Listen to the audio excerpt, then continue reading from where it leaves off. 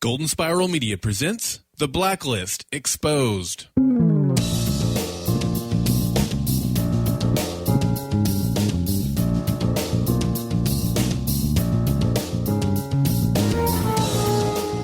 Well, thanks to NBC doing a 2-hour Heroes Reborn and The Blacklist pushed a week, we have a special episode for you this week. Welcome to The Blacklist Exposed. I am Agent Troy Heinrichs.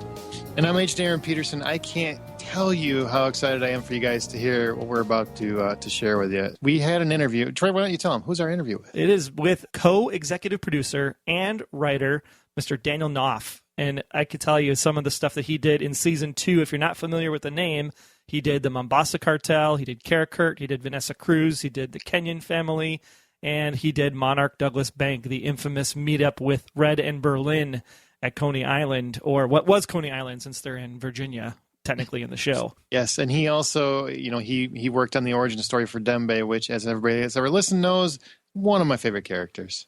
And one of your favorite episodes. And it is one of my favorite episodes, absolutely. Spader just knocked it out of the park with that monologue.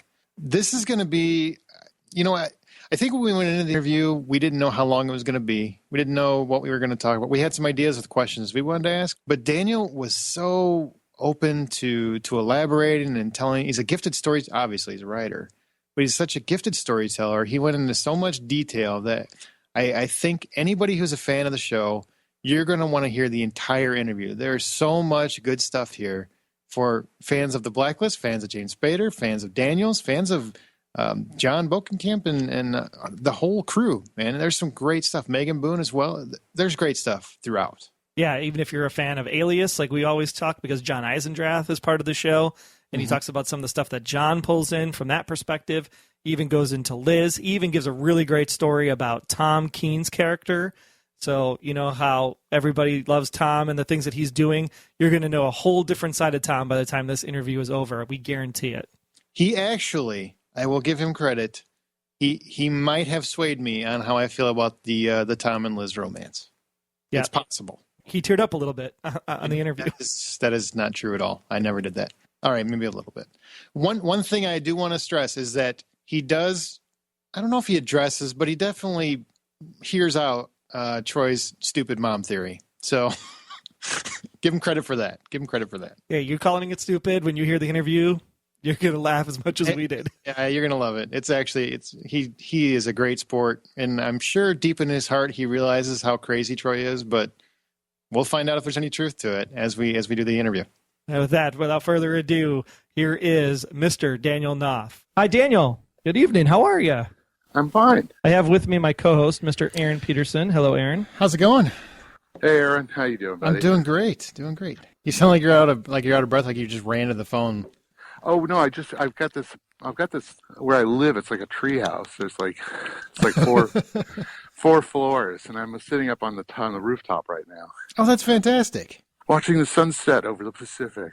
Oh, that's nice. So it's kind of it's a little romantic for all of us then.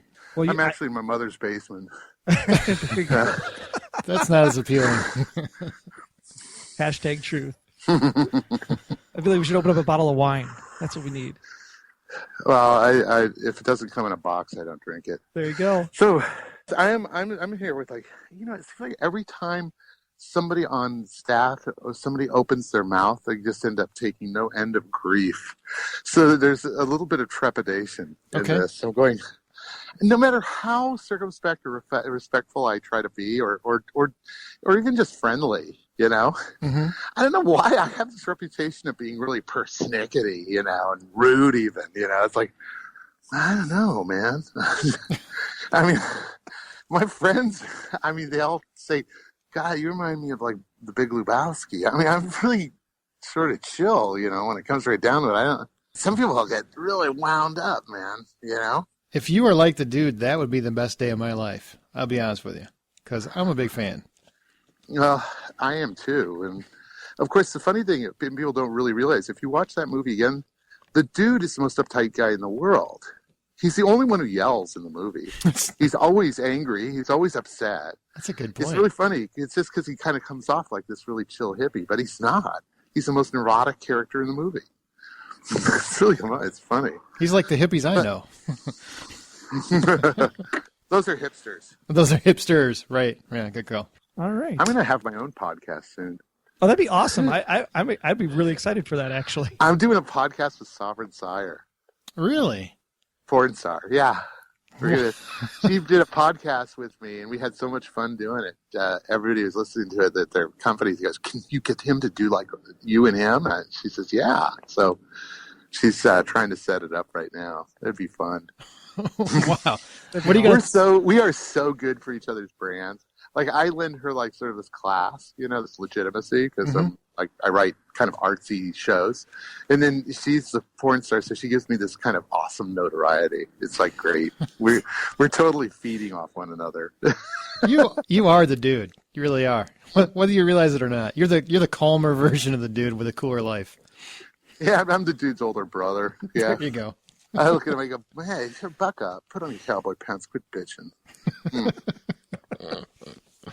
So, that's awesome. I will tell you. You want to know what my function of the show is? Sure. My function on the show, John and John are shameless. I just want you to know they're both shameless human beings. This is not off the record. They're shameless in that they are shameless. They want to entertain the audience. They want to push the outside of the envelope at any given possible opportunity, which is, I suspect, why John brought me on the show. And my job is I go out to the very end of the pier with my tackle, and I put on a lot of weight, and I just heave that bastard out into the dark blue, really dark blue. Mm-hmm.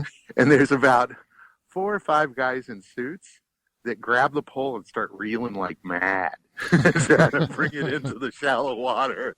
And they've only got until we start shooting the episode, and then they're stuck with whatever I wrote. But I swear, I've been thinking about I'm going to a writer's retreat at the Stanley Hotel, and it's all horror writers. And I'm thinking of like bringing along some of the scenes that I've written that never made air. Oh, wow. Just to see if you can freak them out a little bit? Oh, I wrote one. It was the St. Regis Academy, where Tom went to school, and the whole idea of St. Regis Academy is it's a place where you send little kids that are like, they're arsonists and psychopaths and screwed up sociopathic kids. And what they do is they teach the kids how to simulate human emotional responses appropriately so that they can pass. And they groom them for jobs undercover, because what better person can you have undercover than somebody who cannot form human relationships? So you could have a guy who goes to work at Apple in the mailroom and graduates to the boardroom after 20 years. He's had barbecues. His kids all are friends with their kids, and he'll just be betraying them constantly. And so I mean that's the one of the things about one of the dangers of going undercover. Is that you begin to identify too much with the people that you're investigating, and that just doesn't exist with the St. Regis graduates, Mm-hmm. And so we had this. They said John Bokenkamp comes to my office and goes, "Yeah, can you think of like a good teaser scene, And I pitched this thing to him, and he goes, "I'll write that." I said, "You really want me to write that?" He goes, "Yes." I said, "They're never going to let us do that." He goes, I want to put it in the script. And sure enough, I mean, it was in the writer's draft of the script. And it was like, it starts out and it's like the teacher's standing there, there's a bunch of kids sitting at desks. They're all like 8 years old. And it's like a typical classroom. And she goes, "Hey, kids, good morning, Mrs. Smith. Oh, we've got a very special guest today. It's Colonel Bob." And good morning, Colonel Bob. Colonel Bob goes, "What have we all got?" All the kids have bunnies in cages on their desks. "What do we got?" "Oh, you guys have raised a bumper crop of rabbits this year." "Oh, look, what's this fella's name?" "Oh, his name is Bunyan." "Oh, like Paul Bunyan." "Oh, he's a big guy."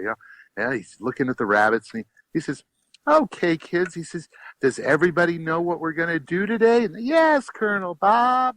And he says, And he says, "Does anybody feel bad about what we're going to do today?" And the kids are all just looking at each other like, it's like, what's Colonel Bob been smoking? and then Colonel Bob turns to the teacher and nods, and the teacher calls a kid up to the front, and I describe him as, I'm a little teapot, short and stout, right? Mm-hmm. He's standing there with this greasy, milk crate, and he starts walking up and down the aisle, and the kids are pulling ball peen hammers out of the milk crate.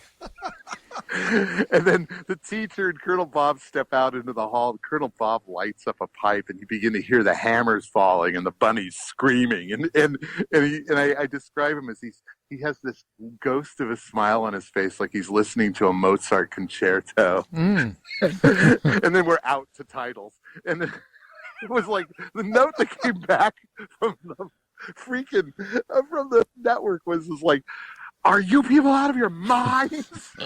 We're not gonna do this." It didn't even make it into the first network draft. Oh, it was really? Like, boom, gone. That's too bad. Yeah, it was such a shame. That's too bad. Sincerely. Oh, you can kill people left and right. You can't kill a couple of rabbits. Never. No, you can't kill dogs either, and that's too bad. Cats. I should have had chickens. Chickens would have been fine. People don't care about because chickens. you eat chicken, you know? Yeah, this is true. Yeah. Yeah. Plus, it'd be creepy to watch them after you smash them with the hammer. They can still run around for a little bit. Wow, this just got disturbing. No, the kid would be handing out big pairs of scissors, edge clippers. Wow, what just happened? No, just those big ass scissors you get at the library, the ones that are like a foot long, or a paper cutter. Paper cutter. Effect. Hey, Dan, do you prefer Daniel or Dan? Daniel, a little easier, followed by Knauf. Dan Knauf sounds like a Russian. It does. Whenever I pitch a Russian on the show, I steal from the Venture brothers, and I always call him Russian Guyevich. Okay, so Russian Guyevich is, roaring up in his Mercedes-Benz. Oh, it's so funny. That's hysterical. Well, tell us a little bit about how you got into writing. Like, what is it like? What about writing excites you? What about writing for TV gets you interested? Well, it was 8 years of parochial school, followed by 4 years of prodigious drug use, and I'm a writer. Hey. That all makes sense, actually. Yeah. Yeah, pretty much. Yeah. How did I get into it in a very circuitous way? I mean, I started out I was an art major in college, and then I took a creative writing class, and I really kind of dug that, and I switched over to creative writing as a major. I went to Cal State LA. I didn't go to an Ivy League school or anything. I wasn't sure what I was going to do with an English major. I ended up selling insurance. I was an insurance broker, health insurance, for 22 years. And when I was about 27 years old, I found I was quietly going insane. Mm-hmm. And I ended up realizing, I hadn't written a word in 6 years. And so I started writing again and short stories. I avoided screenwriting for the longest time just because I grew up in Los Angeles, and everybody knows that screenwriting is for tourists. And then I'd written part of a script in college. It was a sort of a sensitive teenage coming of age type film called The Legend of Hatchet Jack. It was basically sort of a splatterpunk slasher film I wrote, and I ended up selling it.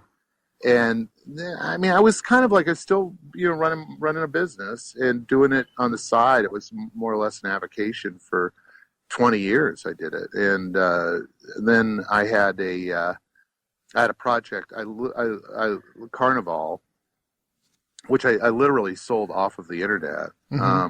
Oh, really? It was back in the days before everybody and his brother had a site, Right. And I had a site called Unmovies, and I'd posted all my work on there, just the first acts of everything I'd written as sort of an online resume. And this guy called me up and said, "We want to read the rest of this television pilot." And I'd forgotten I'd even posted it. And that was the bottom of the bottom drawer script. And I said, sure. I sent it to him, and he was an assistant. His name was Robert Keobot. He worked with a guy named Scott Wynant, who's multiple Emmy-winning, pilot director and executive producer. And me and Scott hit it off creatively and developed it and sold it to HBO. And all of a sudden, I was off and running. I was in the TV business, and I have been ever since. So it's sort of a neat second chapter.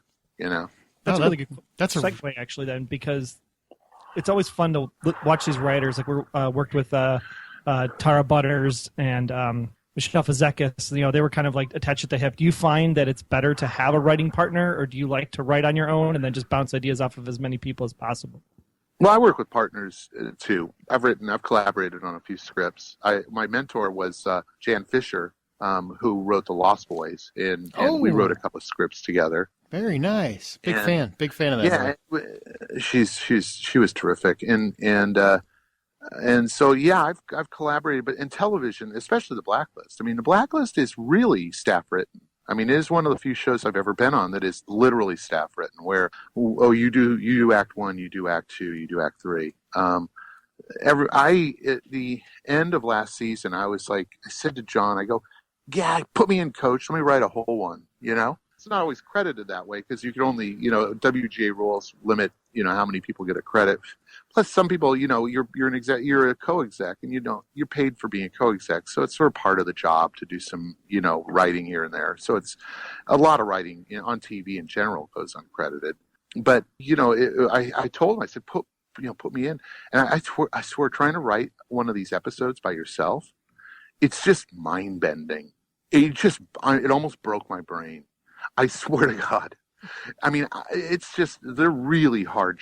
Everybody agrees. And I mean, the seasoned pros, I was talking to Luke Ryder the other day, and I said, God, these things are hard to write. He goes, this is the hardest show I've ever been on because they're so deeply plotted and there's so much incident, and you're trying not to get exposition-y, and you're trying to do scene work and character work, but there's so much happening in every show. Mm-hmm. It's immensely challenging. And not only that, just the stuff that's happening in the show, it's like pounding 15 pounds of coffee into a 5-pound can. So we get away with stuff that is kind of remarkable. We don't have shoe leather beats. We don't have a beat where somebody gets a tip and checks that out and gets another tip and checks that out and gets another tip, or let's wait for the DNA results from the lab. I mean, we don't do that. It's like, run this for DNA, cut 2. They're raiding the house, and in a way it's refreshing because everybody's seen those things and everybody knows that's what they do. We don't need to walk people through the process of, running a DNA, getting a DNA sample and then developing a profile and then putting it through APHIS, which other shows do. It's funny because people sometimes refer to the show as a procedural, and it's everything but a procedural.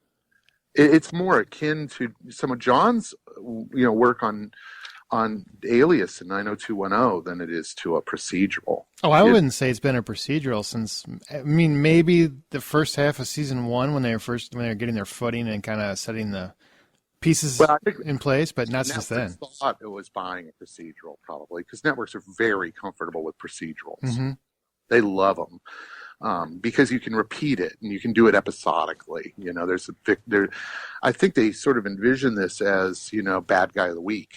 And I think John gave that a college try. They really tried to do that. And when I came on in season 2, the marching orders with John Eisendrath were, okay, we really want to try to get back off a lot of these, these serial elements and move into a more episodic show. Mm-hmm. And actually season 2 was even more, as it was even more serialized than season 1. Absolutely. And season 3, yes, we do have a blacklister every week, but you really want to watch these shows, one after the other to kind of get what's going on, Is it kind of, here's how I picture it, and I'm sure this is how a lot of listeners picture it. It's like a bunch of writers in a room for weeks at a time, and you've got a board of Post-it notes up with all the threads and whatnot, the connections and the threads, and then you guys kind of piece the story together off that to make sure that you don't make a misstep here. You don't even not so much. What it is there's that, but it's like the A story will be beaten out pretty well. The B's and C's and D's are really inside John Bokenkamp and John Eisendrath's heads. And so what'll happen is he'll write everything but. It'll just be a TBA. Okay, well, there's going to be a Tom and Liz scene here, and you make room for it inside the structure. And, okay, we're going to have 3 beats. You have no real idea of what they are. And then eventually, John will call you up to the office and say, hey, look, we've got this Tom runner in episode 5. Would you mind tackling it for us? And here it is. First beat is this, second beat is that, third beat is this. And then one of the writers will sit down and do those beats. And then John will go in and pretty much change it up. I mean, really, they absolutely exercise Final Typewriter. John Bokenkamp he's such a wonderful, sweet guy, and he's so creative. And he will come up. I mean, I've had him. He came into my office one time. He wanted to make a change in something I wrote. He goes, "Hey, do you mind if I do?" And I said, "John, it's your show, dude. I mean, there should never be a time where you're watching it and you're wincing, thinking, well, this would have been better if." Right. I may not agree that it's better, because I'm doing it when I turn it in. I mean, I'm bringing my A game. I don't. I'm writing it as well as I can, and I'm probably going to think, wow, there's not much that would be better than that.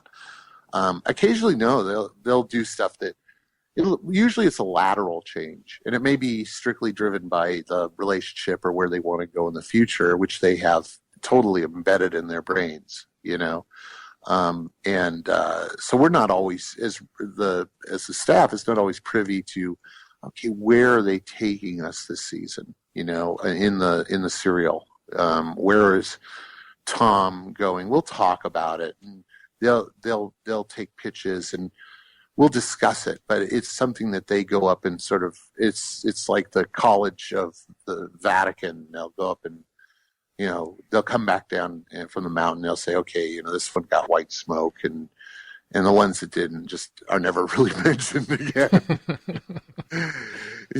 Although I've been pitching this one Blacklister over and over again, and I'm sure they'll probably it's a war of attrition now. It's like I want to do the Eyes Wide Shut episode with the guy who's like the sort of super lobbyist in Washington who's staging like these sex parties, and that's just me. It's like and then he goes, well, how does it end? Well, I said it culminates. I remember pitching this. I'll be sitting there, and John has always got one foot up on the sofa arm, and he's got his arms crossed across his knee, and he'll be looking at me with this odd sort of smile on his face, like, yeah, and all the other writers are edging away from me as I'm pitching, and I'm getting more and more excited and vociferous as I'm doing it. And I remember this one, I was just going, okay, so what happens is, at the end, they all gather in the private chapel in this huge mansion, and there's like a stage there, and there's the curtain comes up, and there's like this naked virgin, and she's chained to the floor. And then they bring out a tiger, and he devours her. A tiger? Where did tiger come from? Well, it's like, it doesn't, who cares? Nobody's going to ask that. They're just going to go, a tiger. That's fantastic. Devoured the lady. That's fantastic. No, but that's why they brought me on board. It's not even a matter of out of the box thinking. It's like, what box? It's like, I have no boxes. I just throw this stuff out, and every once in a while they go and do it to my shock and often chagrin. What's your biggest shock of your idea that they actually went with, and you were just, oh, I can't believe you did that? Oh, it wasn't so much I can't believe you did that. It was the scene. It was the scene at the end of the Kenyon family. And we were really stuck. It was like, the Red barely makes an appearance in this, and there's got to have been something in it for Red. We don't know what it is, and all we've got left is a little tag, and we want to close the show. And I came up with that scene with the presidential limousine down in the buried storage container. And I pitched it to them like exactly the way I wrote it, right down to calling out the Bobby Darin song, Beyond the Sea, and I sang a few bars as I recall, and And, he goes around and he opens up the trunk and, it's like inside the trunk is this metal box. He takes the box out and he walks out whistling Beyond the Sea. And they're looking at me and they go, so what's in the box? And I said, I don't know. That's you guys, whatever you guys want to put in the box, put in the box. But that's what he's there for. And they damn if they didn't shoot that exactly the way I wrote it. I mean, and James his reactions, his choices are so beautiful. It's just, when that song comes up on the 8-track and if you will watch that scene again, his reaction is just priceless. And James is a wonderful, he's got just amazing delivery and his voice, he's got such a great voice and it's like he purrs every single line. If you watch to me, the best actors are great reactors. Amy Madigan on Carnival, we could always cut to Amy. If somebody else wasn't bringing it, we could cut to Amy. And those guys are so few and far between, and James is one of them. He's just he's a brilliant reactor, and he'll sell stuff with a look that you don't need to write the line, Does he ever, in terms that you bring up James, when you write a script and he performs it, how much of that is ad-libbed? How much of what you put on the page does he add to it? I mean, have you ever watched his performance or any of the actors' actually performance where it's completely different than you envisioned it, but it's an improvement?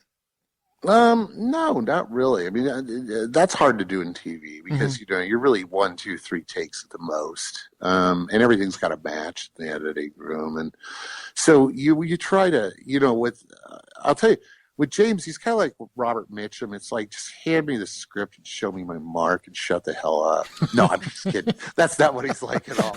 That's not what he's like at all. What he does is he'll call and he will go. He's a co-exec on the show. And he takes that role very seriously. And he will call the writer or the main writer on the episode, or writers if it's a team like the Brandons or whatever. And you'll spend 3 hours on the phone with James going over the script line by line and make adjustments, right down to just really small adjustments. You're breaking out the thesaurus and, this word just doesn't sound right. How about this?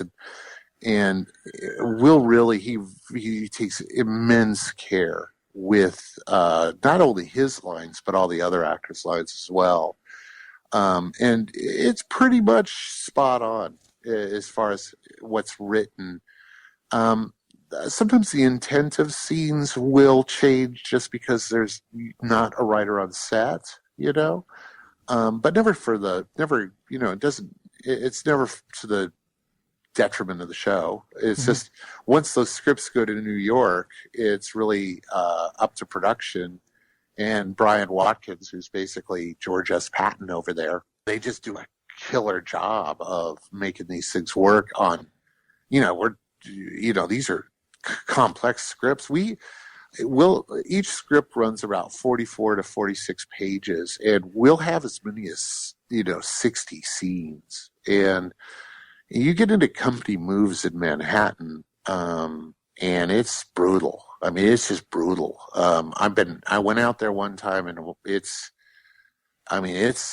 just insanely challenging to get everything we need to get in the can. And then, you're in Manhattan, and all of a sudden, here's a scene is set on the the Serengeti Plains, and or the woods of Alaska, and it's like, oh, what do you do? Well, I guess we're going to Staten Island today.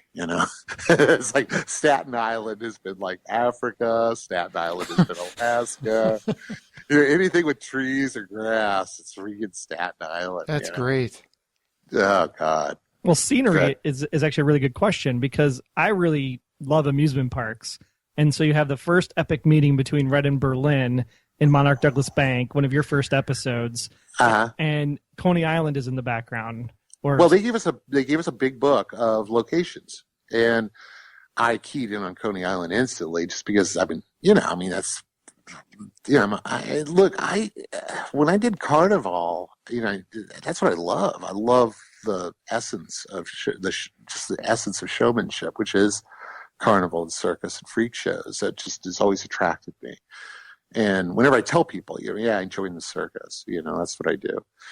And I have friends. I mean, I have friends that are freaks. I mean, I hang out with bearded ladies and little people and sword swallowers. And, if you go on my Facebook page, you'll see that there's a lot of sideshow people that, that are my friends. And so, oh my God, we can go to Coney Island. And, and so, yeah, I had to set it there. And I'll tell you something, a little piece of trivia about that scene that was really the best. I mean, I get this call from production. They go, do you know how much it costs to leave the lights on after 11 o'clock at Coney Island?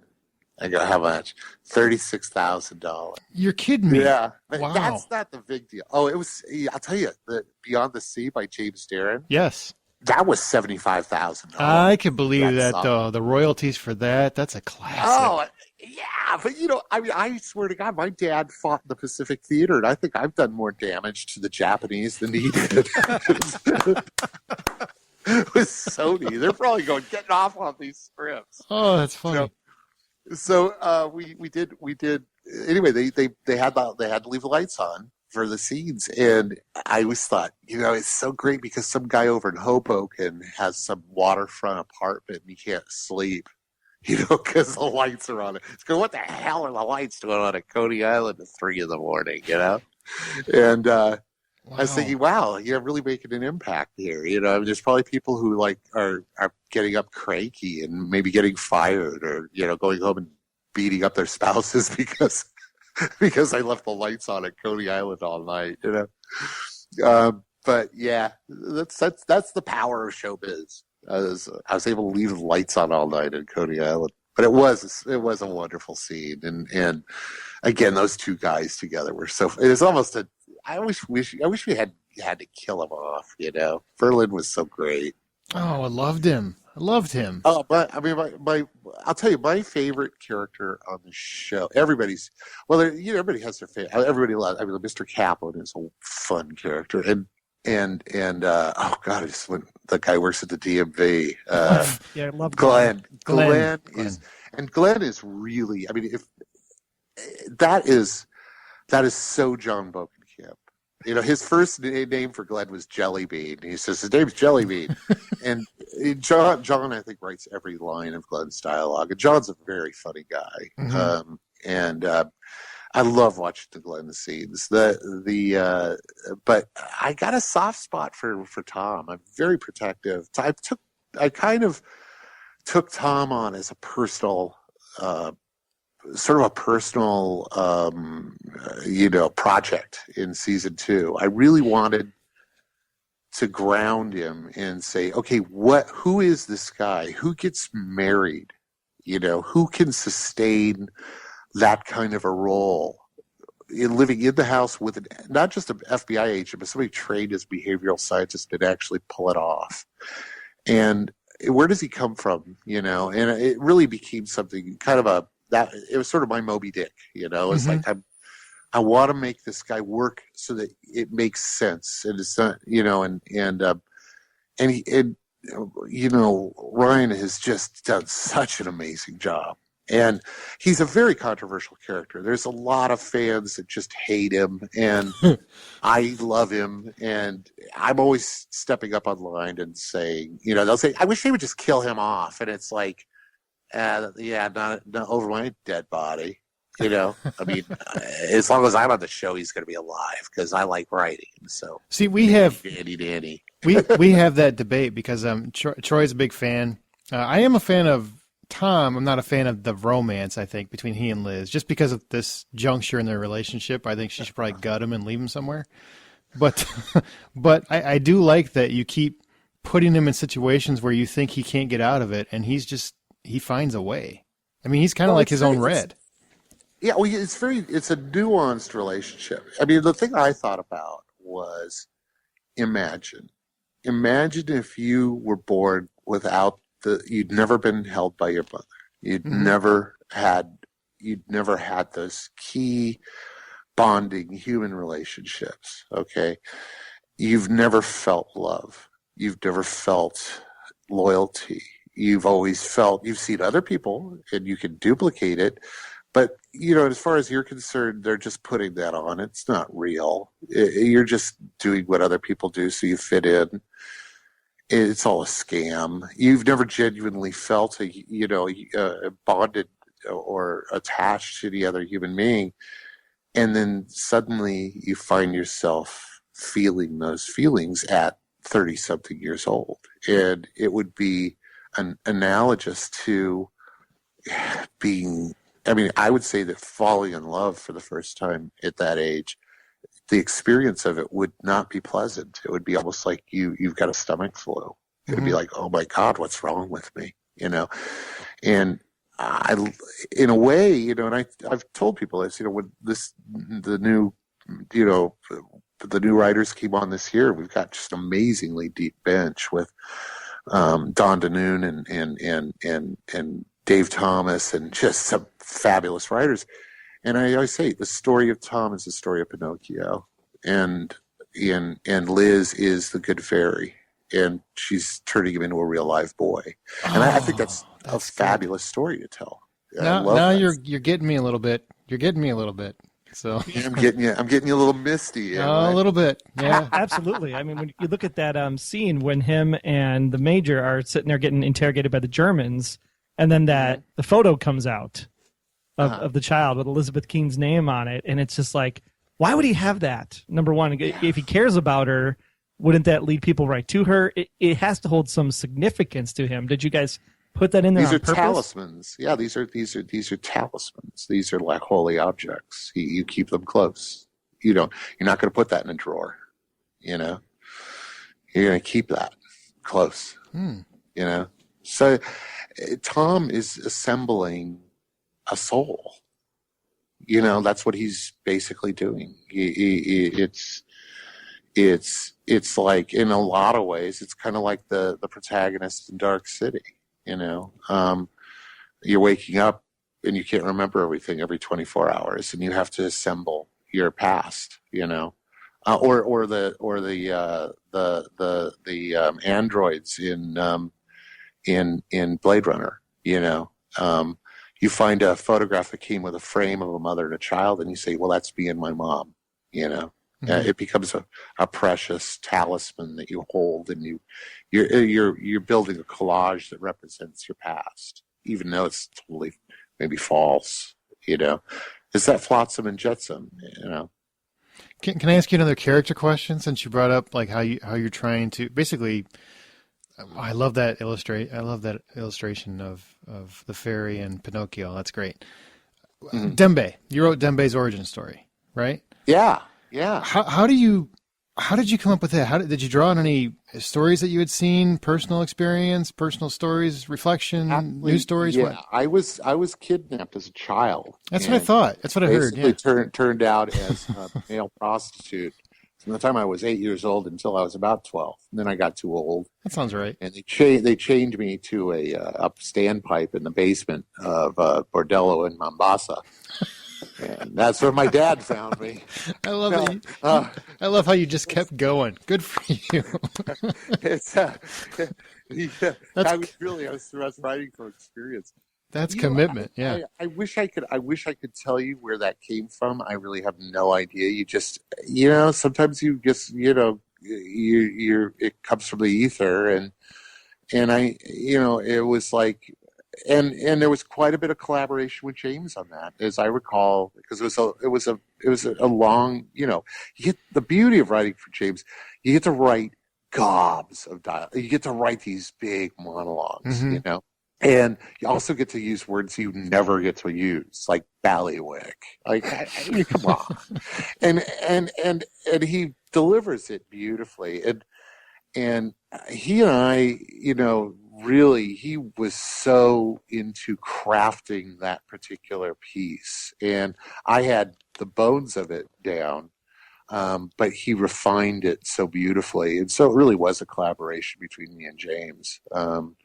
And he knows he is probably what I feel for Tom, he feels for Dembe. He's totally committed to the integrity of that character and the relationship between him and Red. And I think because he knows that Red has so few real relationships. Mm-hmm.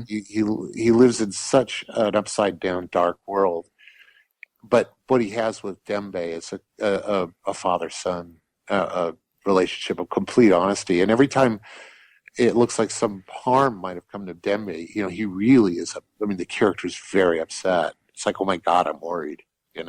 That's why I always take umbrage when people say, oh, well, Red's a sociopath. It's like, Red is not a sociopath. Red has a fully functioning set of human emotions. And they're on display.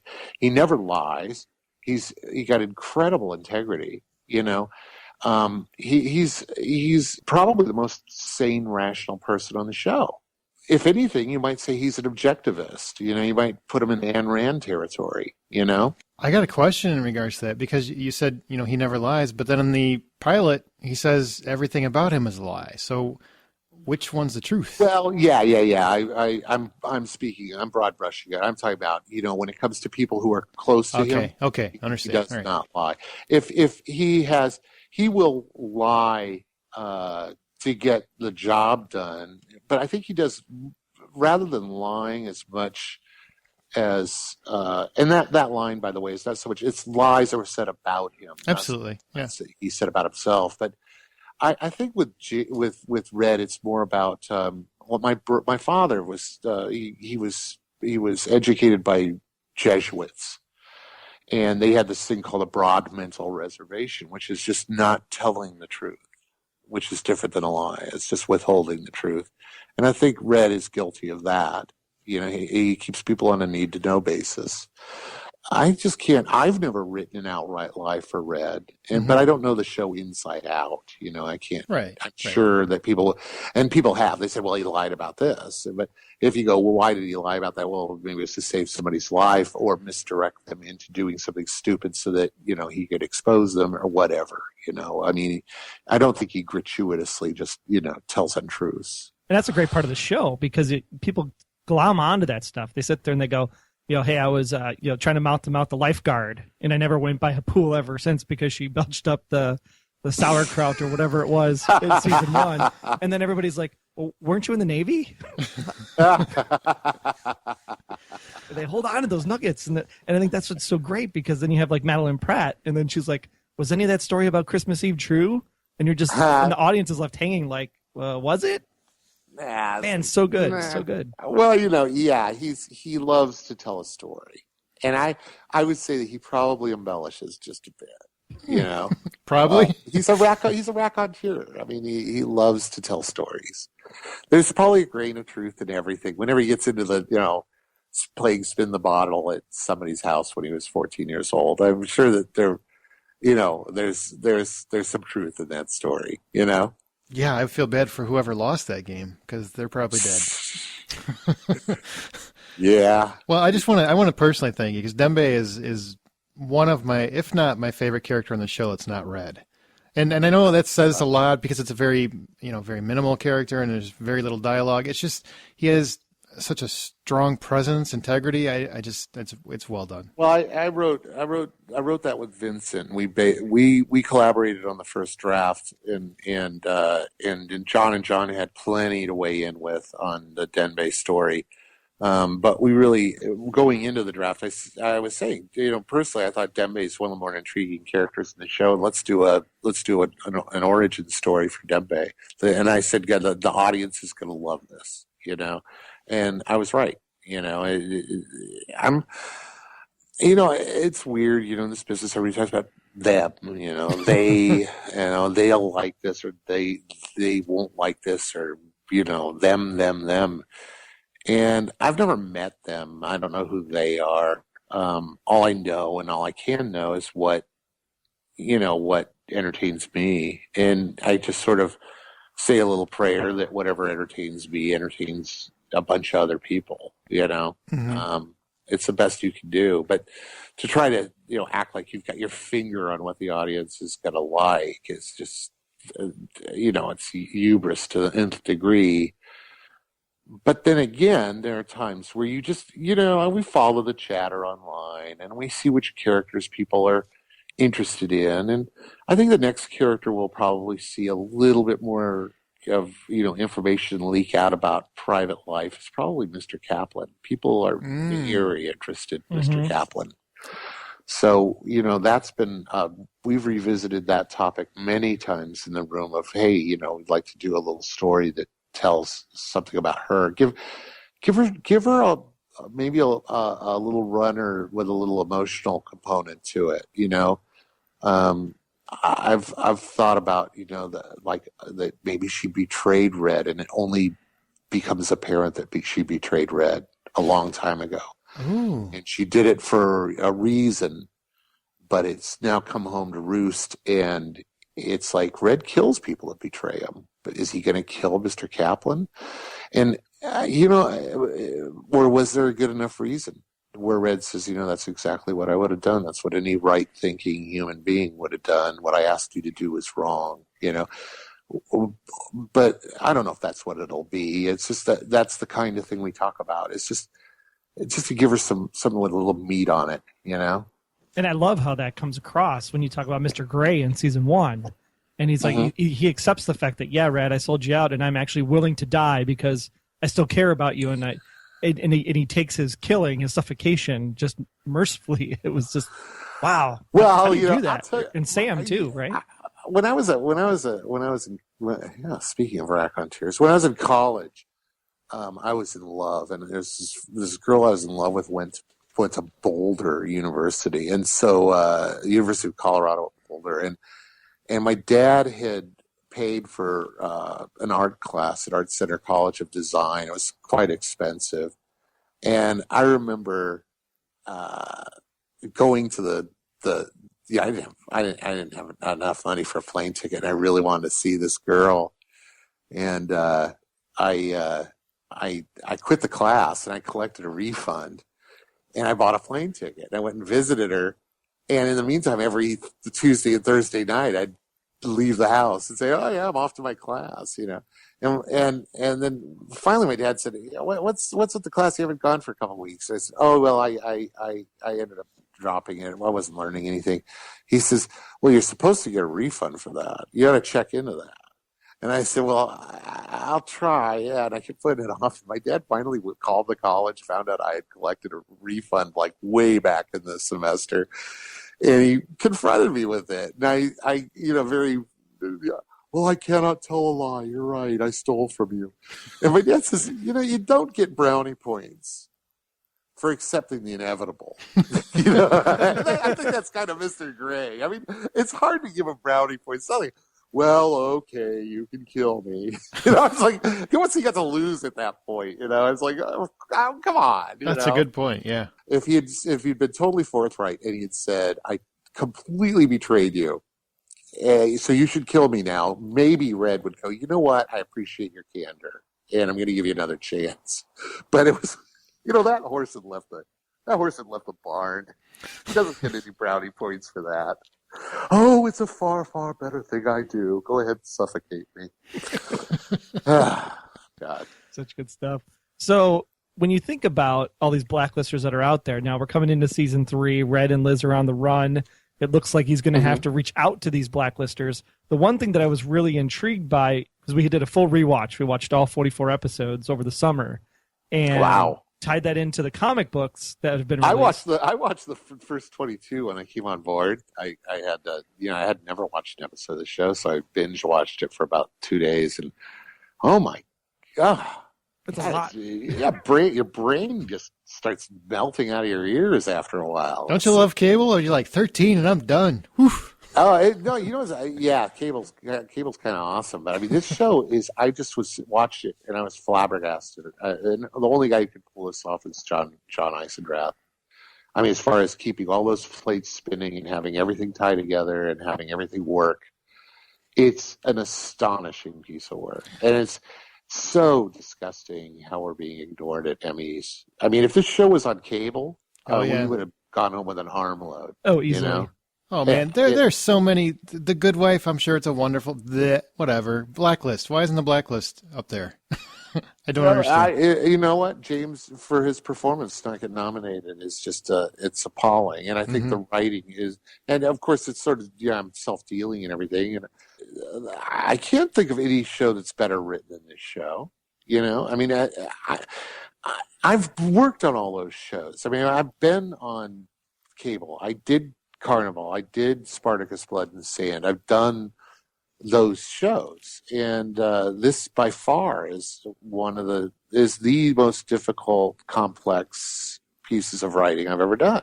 And it's true of all the writers on the show feel that way. It's like, oh my God, what do we got to do this week? It's just, I don't know. I guess, if they gave Emmys for effort, we'd get an Emmy.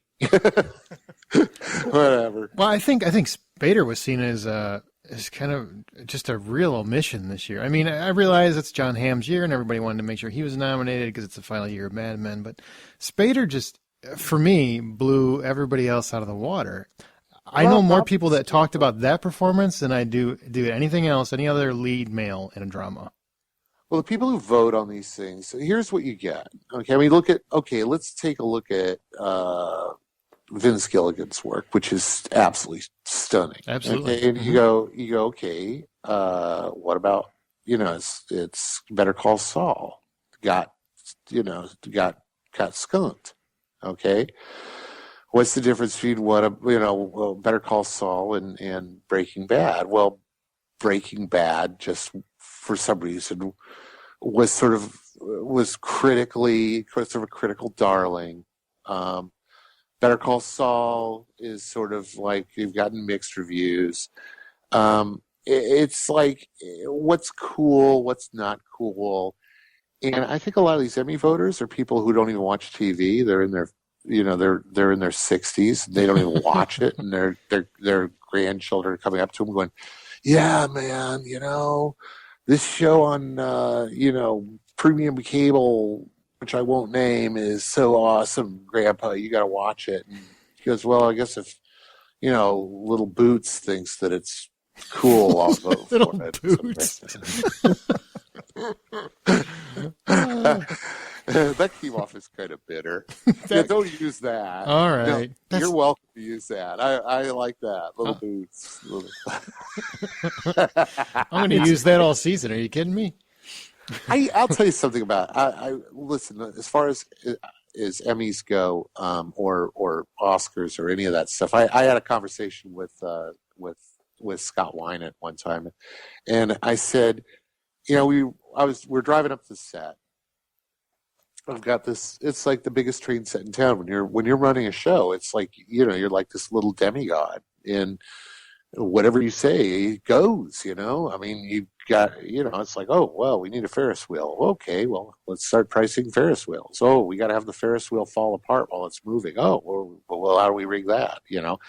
People are going to great expense to make these things that you write happen. And I said, this is the most fun job on earth, because you say it and there's 200 people that make it so. And we give ourselves awards for this. I mean, really, isn't that kind of looking a gift horse in the mouth? It's like, come on. I mean, come on. Really, it's like, to me, winning an Emmy would be like going in an In-N-Out burger, sitting down and enjoying a double-double, and having a guy walk up to my table with a statue, a little golden statue of a hamburger, saying, "We're giving this to you because you really you did a good job of eating that hamburger." It's like, I would have eaten it anyway. It's like, whatever. Okay, I'll take the statue. It's nice to be recognized, though. I mean, when you do good work and. Well, we get recognized. We get credits. We're having this call. I mean, you get plenty of recognition. And I mean, I don't know. It's good for the show too. It brings new viewers and so forth. But I just, when you sit there and you go, okay, well, what's a better show? Game of Thrones or Mad Men? I mean, come on. How can you compare those two? That's like saying what's better, a steak or an orange, It depends, It depends on whether I'm in the mood for a steak, I don't know. But the thing that cracks me up is I think, did he win like 3 or 4 times for Boston Legal, something like that? James did? Yeah. And yeah. I think the work here has far exceeded that. I mean, it's a different type of show, Easily. granted, but Yeah, but I think it's But stronger. the thing is you're watching it. You know, it's network is very different than it was back then. You know, I mean, the audience is much smaller now for a broadcast network. And Megan's doing it's a great. It's not cool. It's what Dad watches. You know, it's not. It's sort of like that'll change. I think once everything becomes on demand, and that'll happen within the next 3 or 4 years. I think. I don't think networks will have scripted TV. I think it'll be all sports, news, and reality shows, things that are sort of water cooler, but with no legs. You're not going to have ancillary benefits like selling DVDs of your of your football season, but that's the way it should be, because there's the only thing that there's no reason nobody wants. Why in the world should you have to watch the show on their schedule? I mean, that whole thing of, we're putting wow, the other network has this real popular show. Let's put our popular show up against it. And it's like suddenly before TiVo, it's like, oh, great, I'm going to have to watch this other one in reruns, And that's TV 1.0. I mean, we're in the TV 3.0 now, and I really think that, scripted television is going to live on demand, period, pretty soon. And I mean, sooner than we all expect. The numbers, people are canceling their TV cable and keeping their internet. And more people are watching these things, on Hulu and Netflix and Amazon. I know I am. Yeah, I mean, me too. Me too. I just moved and I didn't even order cable. I mean, I watch everything on demand now. So as we're recording this, the fall television season has started. So what besides the Blacklist are you watching then this fall on demand? I don't watch anything. I take a lot of crap about that in the room. I binge watch everything. I'll hear about a show, and then when I have time, I'll sit down and I'll watch all the episodes at once. Occasionally, I'll watch South Park. Not even occasionally. I love South Park. I'll watch, a lot of Adult Swim. I love some of these nighttime cartoons. I know isn't that terrible? Not if you like it. No, absolutely. I do a lot of reading. I read books and I live. I mean, I have a very, very. I've found in my life as I've gotten older is if you surround yourself with interesting people, interesting things are always happening, and so I'm usually out having adventures and being with friends, and that's my that's my story. I don't like to do a copy of a copy of a copy, and TV just doesn't have it never really did. I've never watched that much TV, which is why my stuff's so damn weird, although there's also the risk of, I'll pitch something, I'll go, wouldn't it be cool if we did this? And they'll go, oh yeah, they did that in blank and they did that in blank. And I mean, a lot of the people on the show are incredibly TV literate, and most of the people, everybody but me, okay, very TV literate, and have worked on multiple series. I mean, I watch The Blacklist, but I mean, the version I see is probably different because what I'm watching director's cuts, and maybe a network cut every once in a while. But I very rarely watch it when it's broadcast, unless we're doing a live tweet thing, and then I'll watch it. But even then, we're not watching it normal. I mean, because what we're doing is we're watching the East Coast feed, True. Yeah. So, I mean, it's been so long since I've watched live TV when it's scheduled. So, I almost feel ashamed saying this. It's like probably people will hear this and go, well, no wonder he's so stupid. No wonder he doesn't. Trust me, I would say, and I'm just pulling these numbers out of my butt, 75% of people listening probably do the same thing. I think I watch 3 shows live. One of them's The Blacklist. That's it. Everything else is DVR or on demand. Yeah. And what I love about that is all of a sudden it becomes content driven instead of schedule driven, and certainly it's not brand driven. I mean, to me, it's sort of pathetic when you start seeing these bugs on the corner of the screen saying, NBC, ABC, CBS, whatever it is, they have their little logo at the bottom of the thing, and it's like, oh, come on, shut up. Nobody knows, Nobody knows. Nobody cares. Nobody cares. I mean, what? That's you're trying to brand this. Mm-hmm. This is the same network that has. To me, the network. God, I'm probably going to get fired. No, to me, I mean, networks at this point are sort of obsolete. It's the way that the old department stores are kind of obsolete. Carl Sagan used to say that generalist is somebody who knows less and less about more and more until he knows everything about nothing. And I would venture to say that that's sort of what it is to be a network. It's like we're doing something to please everybody, and we do so many different kinds of shows, but they don't really specialize in any one of them. And so, if you get one of these, niche networks that specializes in comedy or specializes in horror or whatever, they're just going to do that better. So when you think about these weird characters that you created, one of them comes to mind is Vanessa Cruz. Is there a character that you would 50 Shades of Red? Oh, yeah. I know. I sure got him talking that week, didn't I? Yeah, you did. Is there one you want to go back and revisit? Oh, hell yeah. Yeah, Vanessa Cruz. Let me put it this way. When John came down, he says, can you think of anybody to cast for this? And I'm saying, yeah, Della Rivera. I've never heard. Who is that? Just go online. I'll spell it for you. And then they actually got her and they cast her. And I've had like this major crush on her since what was that Jack Black movie? Nacho Libre.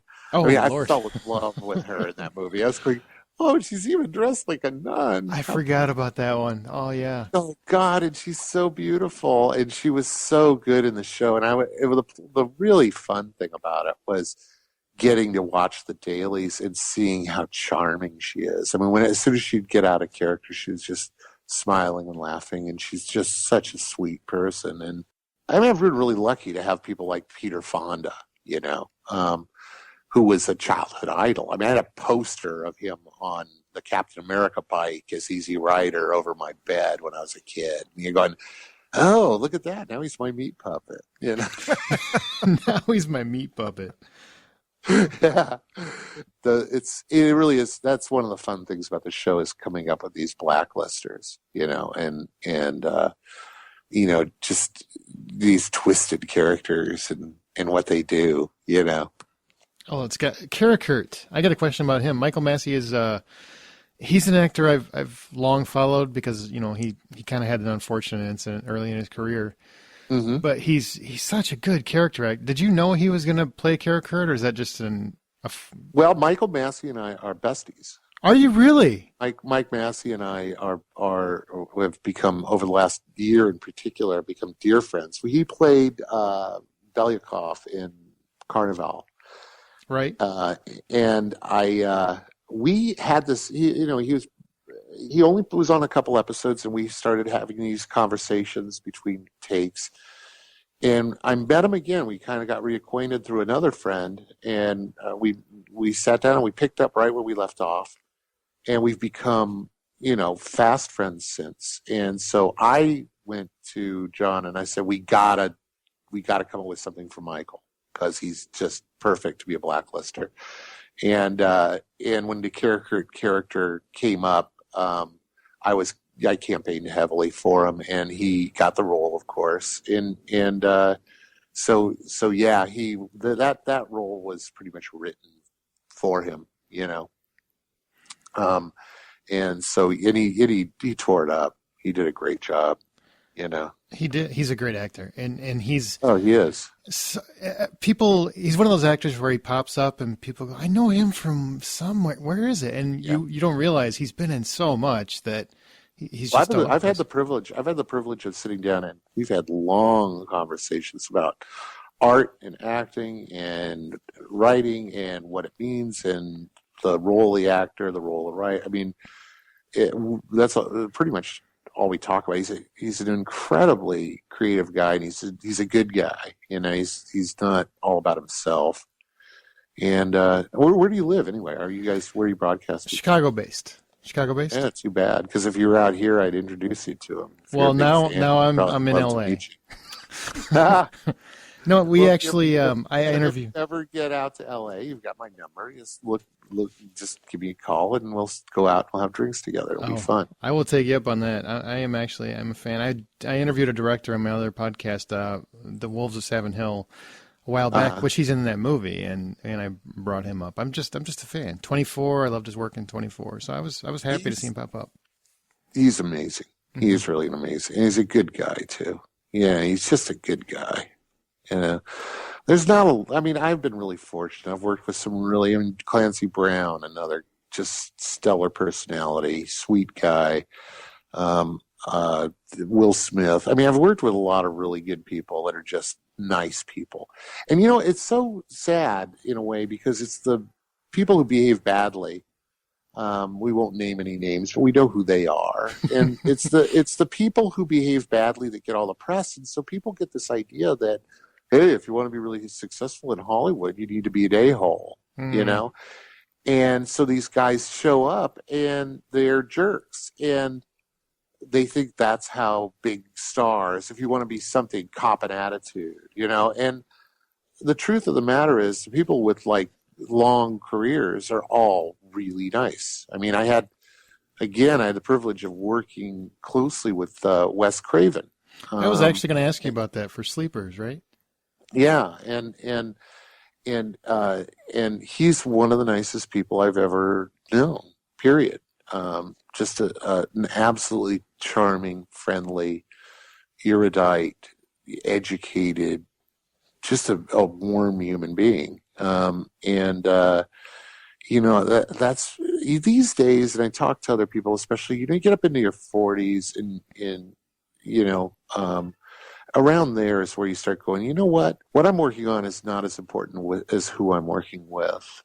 And that was one of the reasons, with this show, I'd just come off of Dracula, and I show ran Dracula, and I'm a showrunner. That's what I do. Mm-hmm.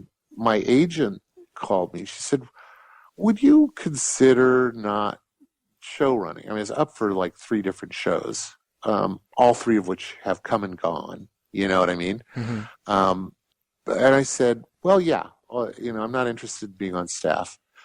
And she said, is there any circumstance where you would be? I said, well, if it was with somebody who I respected, if I felt I could learn something, if it was a big hit. I've never been on a big hit before, Mm-hmm. Yeah, then I would think about it. And 10 seconds later, the phone rang. It was Eisendrath. He's going, hey, we really need you on the show.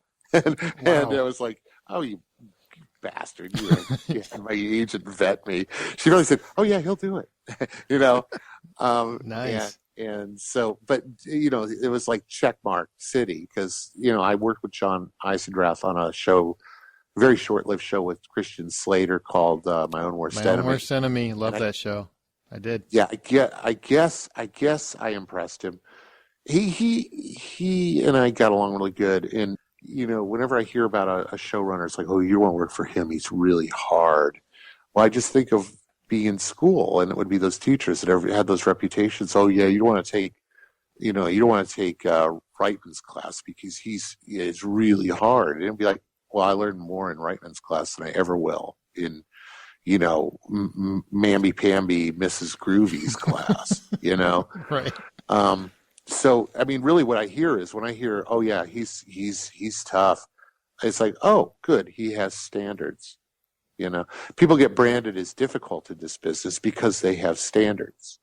Everybody I've ever worked with that's any good, and has standards is going to be a little, I won't even use the word difficult, because that's not what they are. What they are is they're demanding. Mm-hmm. It's I want this to be better. This could be better, and that's good for us. And as far as I'm concerned, the most dangerous place on earth is between me and the guy sitting down eating a frozen pizza in front of his TV set and having worked 8 hours at a job he doesn't like, and he's finally got to sit down and decompress and watch a show. if I waste that guy's time, let me put it this way. I've been a mass media business. We got 15 million people watching the Blacklist. If we write a subpar episode and it just isn't very good and it's not the best we can do, we have just basically smoked 15 million hours of human life. Okay? Yeah. I take my job heart attack serious. That's a heavy karmic toll. I mean, 15 million hours of human life, that's like several hundred people's lifetimes. We just wasted all that time for those people. And so my job, as I see it, my boss is not Bob Greenblatt. You know, it's not the president of Sony or the president of NBC, or even, there's a flow of power and there's a flow of money. But at the end of the day, my boss is the person who sits down and turns on the TV set.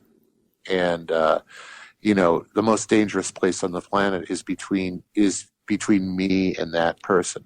The minute somebody starts self-dealing or egregiously and gratuitously putting their imprint on things just to be on an ego trip, those people get fired on my shows. They're gone. I will not tolerate it. I guess I can be a bastard. There's so many people, though, like so many fans that just heard you say that are going to be ecstatic. Because I think sometimes there's the misconception that you've got people working and they're just trying to churn out product. And I know that's not true, but some people... No, it is true. That is true, and you see the difference. Everybody on this show feels the same way I do. I mean, I learned that attitude from John Eisendrath. And to tell you the truth, everybody on the network side feels the same way. And everybody on the studio side feels the same way. We all might have different ways that we think of that will be entertaining the audience. We might have our disagreements. But everybody is all about the show and making it as good as it can be. There's not a single person involved in this chain of command that isn't utterly dedicated to the quality of this program, period. So, that's the way John rolls, and that's why, it's like people who come to me and they go, yeah, I'd never work for John Eisendrath. He's such a pain, he's so difficult. He's so demanding. I go, great. And I'll just mentally note, oh, good, I'll never hire that person. Well, I can tell you personally that as one of those 15 million fans, that you can tell him that when Nick's Pizza comes up on the telephone, I get a little joy in my heart. Because I was like, he's totally put that in there for the Alias fans, back to Joey's Pizza. And I was like, oh, absolutely. I was like, that is so good. It was so classic. I was like, there's tons of Easter eggs in there. Hey, it's not an accident that the creator of Carnival set a scene at Coney Island. Come on, that just happened. Totally true. Yeah. Here's a question. I'm really curious about this. Show writers and runners, how much do you guys actually pay attention to what fans say on podcasts or write on blogs or whatever the case is? You got to understand, and I wish people did understand this. Imagine we're football players and we're all on the field and playing a game. Well, first of all, you're doing is you're fighting for your life because you're working against insane deadlines and you're working against insane budgets and challenges, everyday production challenges. You got 300 people. It's pyramid building. You've got a large number of people with a certain degree of power, and they don't always agree. So you've got it's amazing to me. I think the difference between people who work in this business, and people who watch the business. People who watch the business, they see something crummy, and they go, "Well, how did that get on?" People in the business see something good, and we go, "Well, how did that get on?" Because the whole system is front-loaded for mediocrity in pablum. If you travel the path of least resistance, everything is going to be bland and underwritten. Because it's all about, oh, well, we don't want to upset this group, we don't upset that group. Oh, that line might piss somebody off. Mm-hmm. So colorless crap.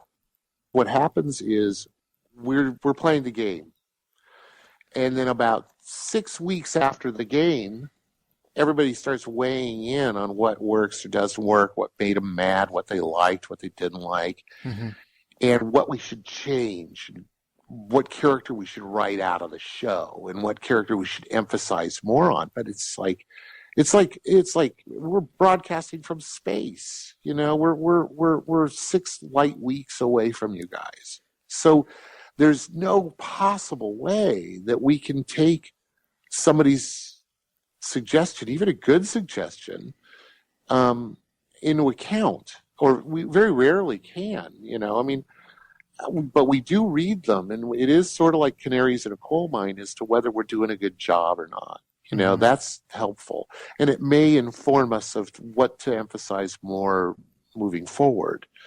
But what the people are talking about is so far in our rearview mirror that it's like, sorry, I can't really do anything about that now. We've actually picked up that B story and we've run with it for like the last 5 episodes. And you want us to kill that character off?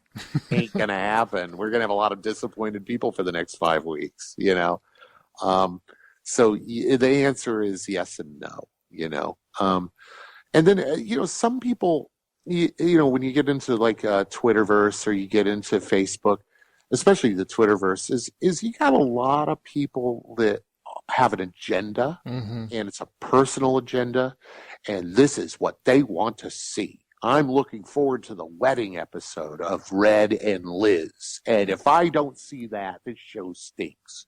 And that's my agenda, or I'm looking forward to this or that, or and people will have a very specific set of things that they want to have happen. And you know, sometimes you'll have certain people that'll create sock puppets and start having conversations with themselves about how stupid this is, you know, how stupid Tom is, what a dumb character this person is. And, you know, sometimes it gets really vicious. It'll be like, you know, talking about the performances of some of the actors, or talking about their hair or their makeup or whatever. And, you know, sometimes I wish that some of these people would have that I could just knock on their door and critique their makeup and hair. You know, how would that feel to them?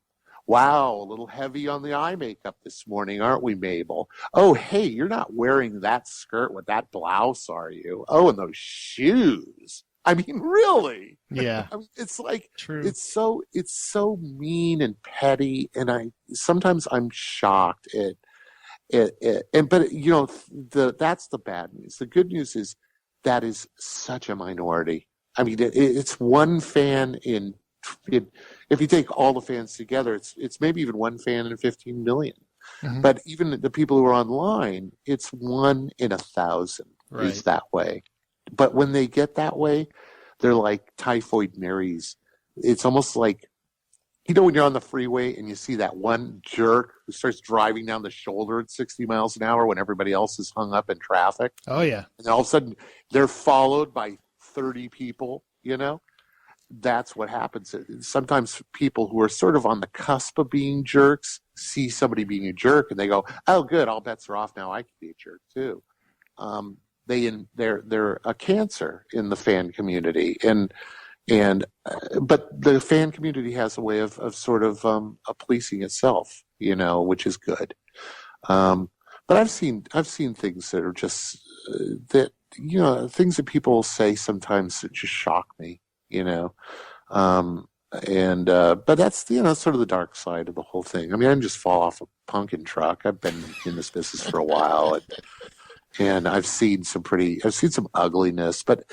You know, I've never been on a big, successful network show with this many fans, so naturally the percentages, you know, push that number of people who say things that aren't nice, you know, up. And you know, we read it, and it is hurtful. You know, people do get hurt when they read this stuff, and that does have an impact. And I wish that people would just, you know, realize that there's human beings on the other end of there. This isn't just it's like somebody pushes a button and this is created by some big giga Dr. Seussian machine. It's it's like these are just real human beings with emotions and feelings and skin in the game, and you trash their work, and it's like this is what they live to do, and even I've learned to let it roll off my back. But much worse than this was comic books. Comic books is just vicious. Oh, they are angry, aren't they? Oh God! You know what it is? They're chasing a dragon. They're never see what it is they're trying to find the same ecstasy they found when they were 8 years old and they were reading the character. That's true. That you're 33, man. That's not going to happen for you, and it's like you hadn't even had an orgasm yet. I mean, it's like when you're chasing a high, you're never going to see again. And we wrote, my son and I wrote Iron Man for about 2.5 years. Oh, did you? That's great. Yeah, we did. We did Iron Man through the Civil Wars and Iron Man Director's Shield, and we did Captain America, and we did the Eternals, and I would read some of the stuff that fans would say, and it would just be, well, the last, they'd be talking about other guys who wrote it, and they're nothing compared to Bob Layton. Bob Layton was so good; he knew the character, and and then now that we're off the book, I'll read the reviews. It says these guys are nothing compared to the Knaufs. The Knaufs had a handle on it, and I realized, oh, well, that guy must have been reading us when he was 8 years old. Oh, so, yeah, definitely. It's like, but the fan, but it's, and I'm not, this is cue the line. God bless them. I'm not going to say God bless them because that's so condescending.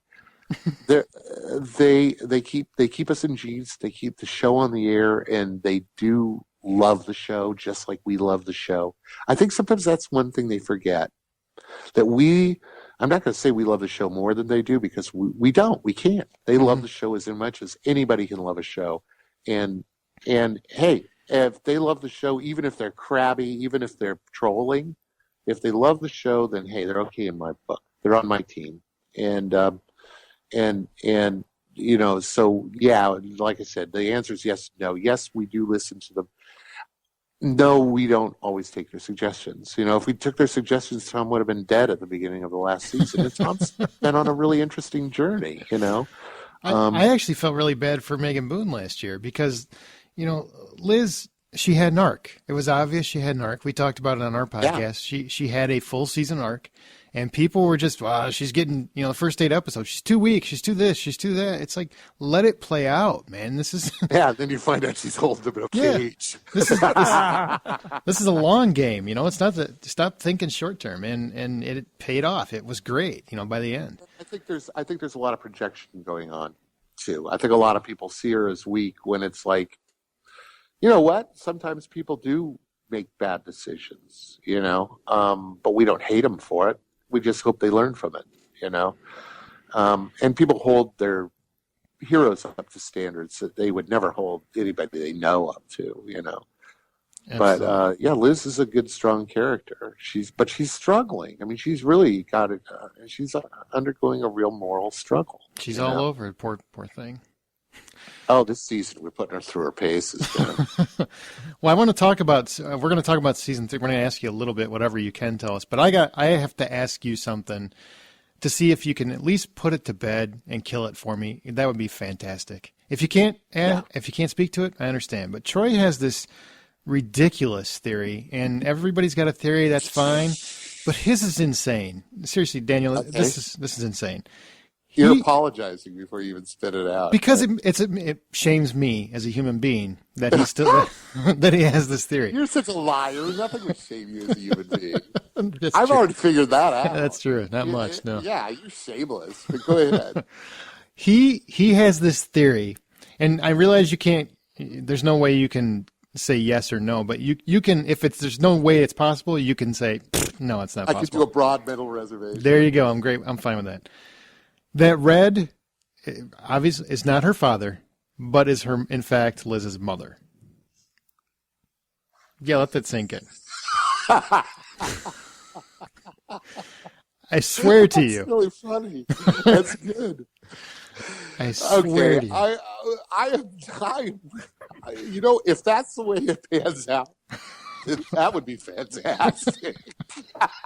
Well, and I took it because just watching Bokenkamp do his stuff, he always writes for strong female characters, and I was like, it's so obvious that he's writing for Liz, and Liz is the obvious choice. It's like, wouldn't it be? And it all stemmed because Kiefer Sutherland was supposed to play Red originally, and I thought, wouldn't this be the best thing? Like at the end of the show, you think Kiefer's too butch to pull that one off? I totally agree. But it was like, wouldn't it be funny at the end if he pulls off like the Scooby mask in the final episode, and it's Kiefer at the end or something? And I was like, no, wouldn't it be better if it was actually Katerina Rostova? And that would have been awesome. You know what? That is one of the most outrageous things I've ever heard. Thank you. And all I could really, I can't confirm or deny, not because I can't confirm or deny, but they keep this stuff close to the vest, and we are no more, up on what the long game is than even the network. They don't talk to anybody about that stuff. And they pull things off the table, and it's more or less process of elimination, as the show moves forward. But keep in mind, again, personnel changes on these things, not just personnel on a show level, but personnel on a network and a studio level. And maybe they have this thing in mind. Maybe there is maybe it does end with a wedding. Maybe Red is maybe Red has been pining for Elizabeth for years, and then a season before that, some other show comes out and there's a long-standing relationship that you thought was platonic, that they end up being lovers and getting married, and you go, oh, that show just stole our thunder, So even the things that they have in mind at this point, may change. It's again, you said it. It's a long game, and so that one. I'm going to well, you're going to be broadcasting this, so they'll hear it. But I'm definitely going to sit down with John tomorrow and I'm going to pitch that and take total credit for it, because it sounds like a Knauf pitch to me. Okay, dude, here's the way it works. Okay, Red drops Trow, and he's got him a JJ. Oh my Lord! Whoa. I mean, they haven't seen that on network TV yet. If you had any idea how many... That's a sure way for it not to happen. And for all the writers who edging away from me and going, there goes Knauf again. What's he on today, Oh, that's funny. That is wild. That's funny. That is I'm going to be, I just want to let you guys know that all night tonight, I'm going to be like mystifying my son when I burst out laughing, for no reason. That's too funny. Now, which one do you guys keep up with that? That is all Troy. Hey, Troy, you start on Monday. Okay, just pack your bags, get your ass to Hollywood. You're hired. Sounds great. I'll be there. I'm in. Oh, that's. I like you, boy. You've got to say. He's got some interesting. He's got about 40 theories for everything that happens on this show. And Liz is a dude. No, don't ruin my dreams too. No. I like Liz the way she is. She's fine. Yeah, she's cute. You like her as a blonde? I like her as whatever color her hair she wants it to be. I'm fine. I'm open. We were even forgivable for the wig. We're okay with the wig. You're not gonna. Troy hasn't asked if the carpets match the drapes. No. He's far classier than I am. I'll ask you later. So, okay. Season 3 wise, then, is there anything you can let us know that blacklisters that are coming? Are we going to step it up, stew maker style, or are we going more crafty Vanessa Cruz style for this network of people Red and Liz need to use in order to get away from the cabal? Yeah, we're basically, Liz is taking a walk on the dark side. She's now in Red's world. And we're going to be seeing a little bit more of Red's world, the people he works with, and just how he gets stuff done. But they're in deep trouble. I mean, it's the stakes have really gone up as far as her being a fugitive, and it's hard to walk back killing the attorney general of the United States. Yeah, a little bit, yeah. And once that happens, and we do in the room, it's like, did we have to make it the Attorney General? I mean, could we make it a functionary? But it's like they're absolutely, they've got, everybody's chasing them. I mean, they've got people breathing down their neck through this whole season. The first 8 episodes were like writing 8 pilots. I mean, they're wholly original and intense. I wrote episode 2. I've actually, it's become sort of a subspecialty of mine. The most important episodes of any season are the first episode and the finale. Those are the 2 most important episodes. But what people don't know is that following those is the second episode is just as important as episode 1, because people are going, okay, that episode, anybody can make a good episode 1. Let's see how episode 2 works. Mm-hmm. So you're really being held up to a higher standard. And often you've spent a lot more money on episode 1. When you're doing your pattern budget, you really want to open strong. So, you have less to work with. It's just as important as episode 1, and it's a little harder to write, and yet it doesn't get the glory, And it seems like on almost every show that I've ever done, I always end up writing episode 2 and the penultimate episode. So I'm teeing up the finale, which is the same as episode 2. Yeah. And it's sort of, it's like, welcome to hell, population me, but, it's something I just take personal satisfaction from doing that. It's like, there's no glory in it, but man, And episode 2 I think episode 2, especially the end of episode 2, is a lot of people are going to be talking about it. I can't wait. Monarch Douglas Bank was a great second episode for season 2. Man. Oh, we had a great time writing it. We had a great time writing that episode. I mean, no one expected Berlin to be there. Right, in that second episode, face to face with Red, they're like, "This is going to be the fall finale or the winter finale for the second season," and it's like, boom, there he is in episode 2, and you're like, "Whoa!" Yeah, we don't screw around. I mean, we'll sit there in the room, come up with a seasonal arc, and John will come in and go, "Oh, okay, I just got one note. Let's do all of that in the first 3 episodes."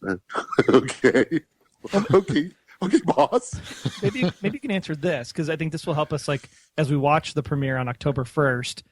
How are they going to do this season? Like last year, you had the 8 episodes to finish the Berlin saga, and you had the Super Bowl that you had to tie into. Mm-hmm. Is it a standard 11-11 split this year, or no? It's going to be the same thing. We got 9 that'll tell and finish a story, and then we have like back 13 that will pick up new threads and or pick up old threads and carry us through the balance of the season.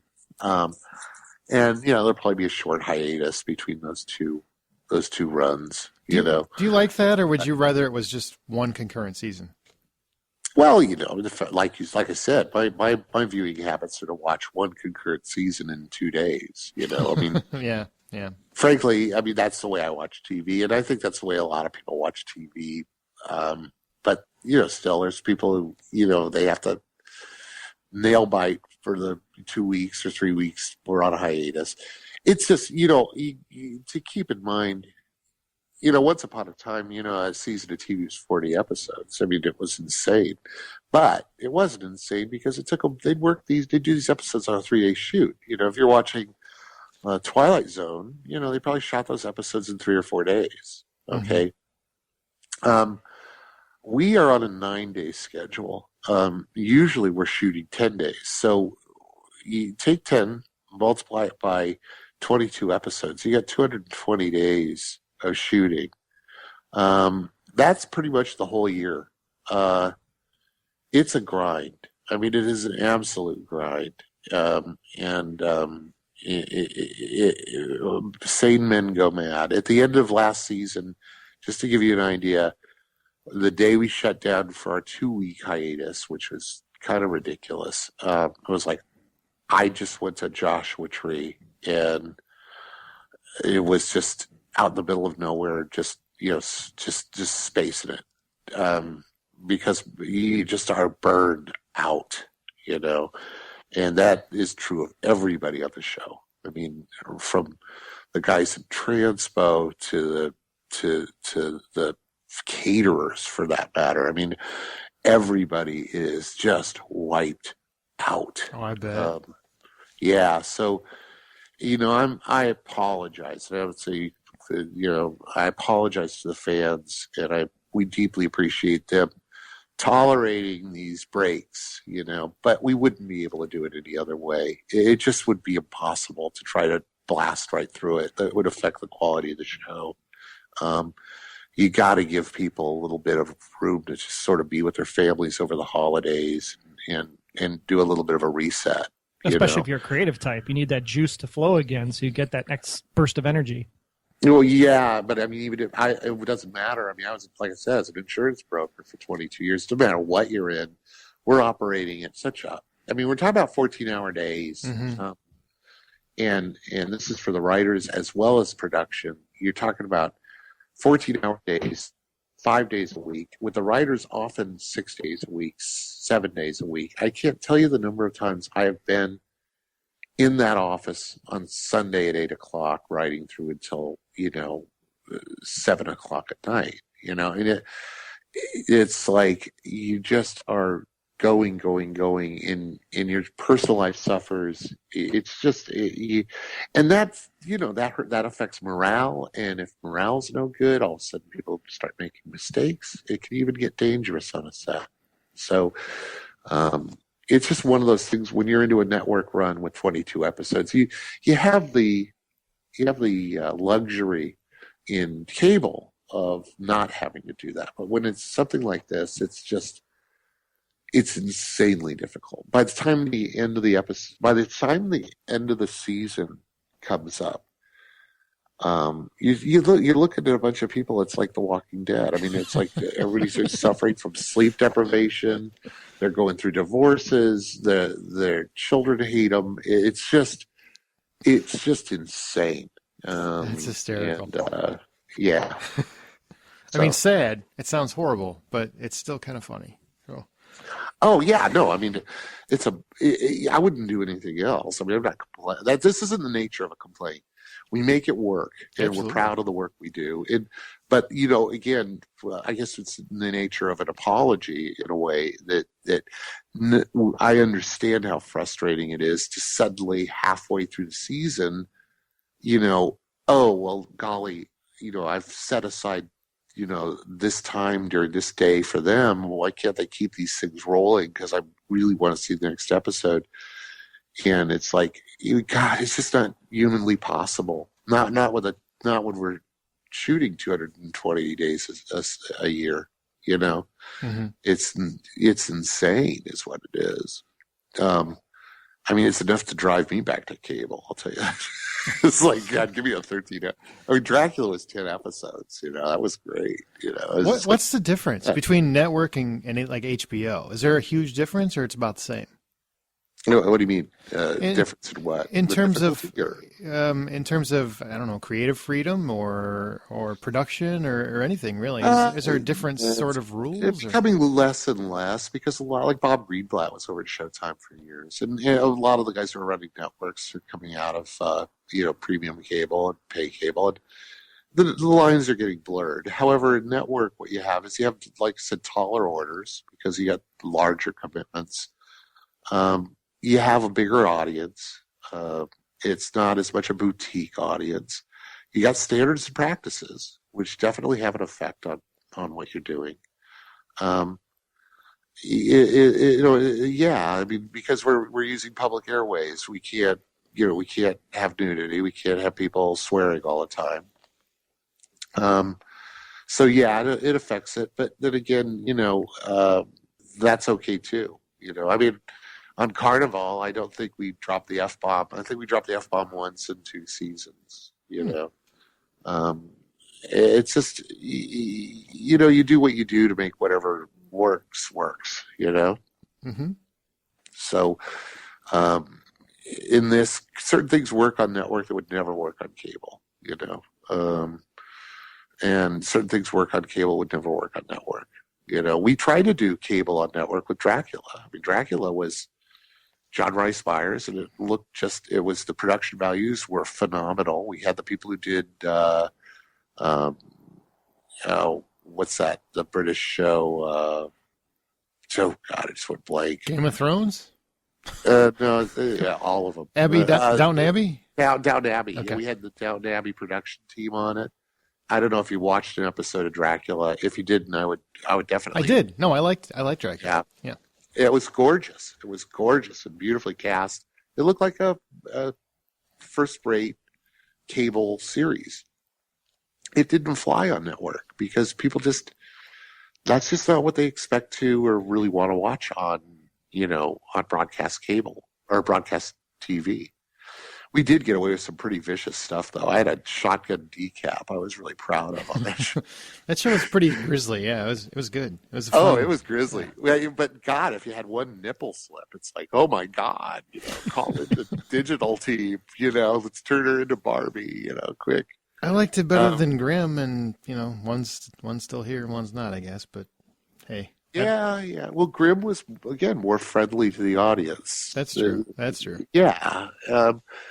There's a certain kind of, that's one thing I really rely on network for. Every network is they're more than willing to tell you what works on their network. They know their audiences. Mm-hmm. You're foolish. I mean, every writer has their stupid note story, and I think that's mostly amateurs or people who are new. They'll come with their stupid note story, and it's like, yeah, it's really funny when you don't tell people the stories of the notes where the network gave a note that saved your ass. And that happens far more often than a stupid note. And the ones that maybe weren't right on the mark, but they brought out something that was a deeper problem. They're not idiots. They're smart people. They know what they're doing. Everybody, like I said, everybody's the same team, and everybody wants to entertain the audience. That's what makes people tune in. That's what makes people buy soap and keep the whole machine running, is to keep them entertained, So well, there's that. I think we should probably start wrapping it up for you. I am so thankful to have you come by and share all your experiences. And I mean, this has been just a great interview. Sincerely. Well, thank you. I've got a face made for radio. We do too. Favor. Yeah.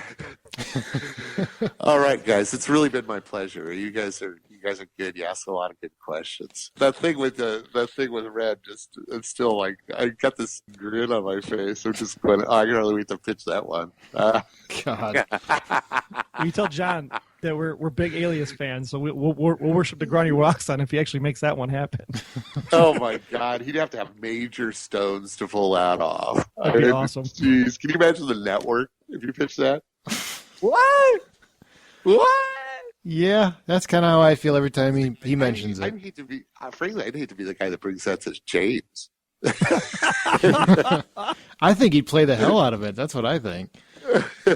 I think you're probably right. Yeah, he'd make us believe it. He'd probably be like championing it. He'd be like all over that stuff. Oh, he's great. He made a robot interesting. I wonder how he'd look in a gingham dress with Mary Jane's. I don't know. You never know. A little Peter Pan collar. Oh God, we'd have to get him a little straw hat with flowers and stuff. Because he likes a hat, so you got to, that has to come from somewhere. Yeah, you got to have it. Absolutely. Or a babushka scarf. We'll get one of those. Well, thanks anyway, again, Daniel. Guys, it's awesome. You guys are a riot. Thanks, anytime, man. And thanks so much for calling. That was just absolutely amazing. Such great time that we got to spend with them. We want to thank Suzanne again from Clearing the Red Tape, her Facebook group, just for making that happen, bringing that information to all of you, Blacklist Nation, because that is some amazing content. Oh, it was such a... What was your favorite part, do you think, of the interview? Besides the part where he invited me out to Hollywood to write because my mother theory was awesome. Yeah, except that... I really loved the way he talked about how he kind of cradled Tom and just that whole, like, who is Tom as a person and Tom's backstory and and we're talking Tom Keene, Jacob Phelps, not Tom Connolly. We know. But just the way he cared for that character and the way he talked about how he cared for the character, that was just moving and emotional in a lot of ways. And if everybody's doing that with one of these characters on the show independently, like Daniel was with Tom, it just goes to show how awesome this ensemble cast of writers is, and of course the producers for letting them do their creativity the way they do it. See, for me, I'm a huge movie buff, and I'm a huge artistic buff, I guess. I don't know if that's a term, but it should be. I love process. See, where Troy, he loves the characters of the show and everything else. I love the behind the scenes and how the process works.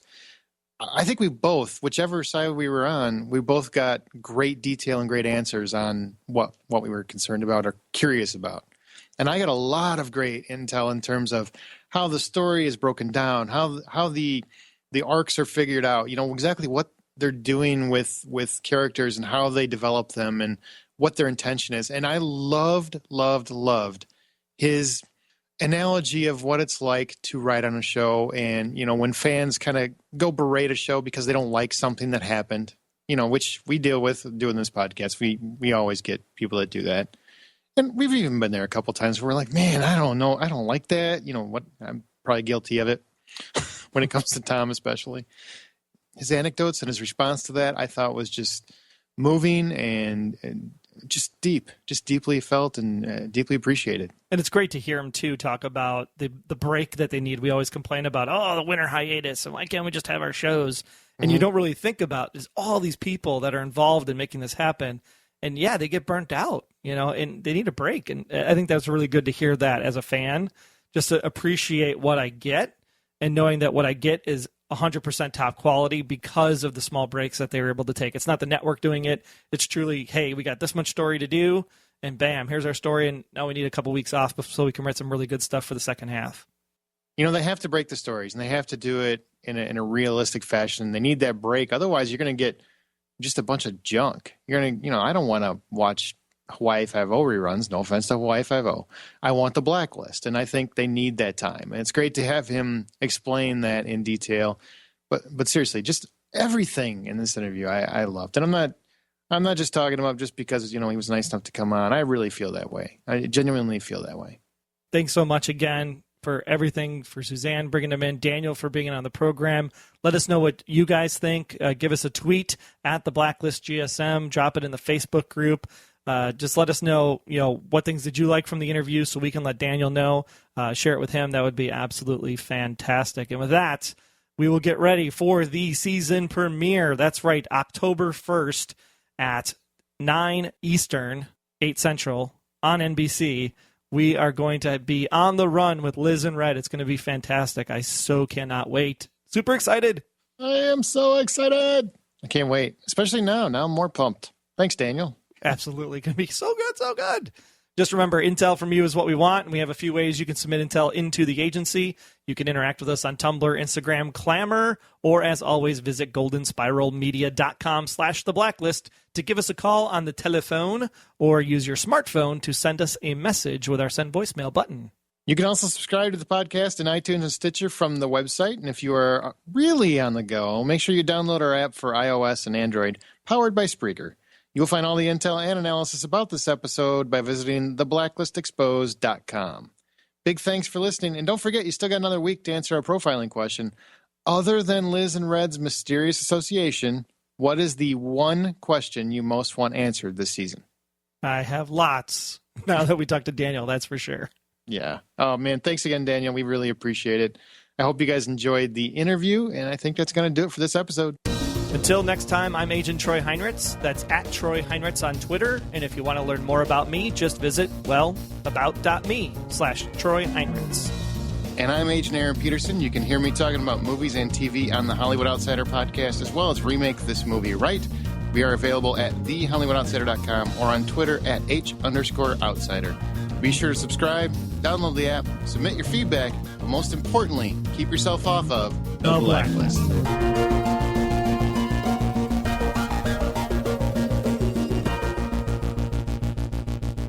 The Blacklist Exposed is a Golden Spiral Media production, copyright 2015. Find more of our great podcasts at goldenspiralmedia.com/podcasts.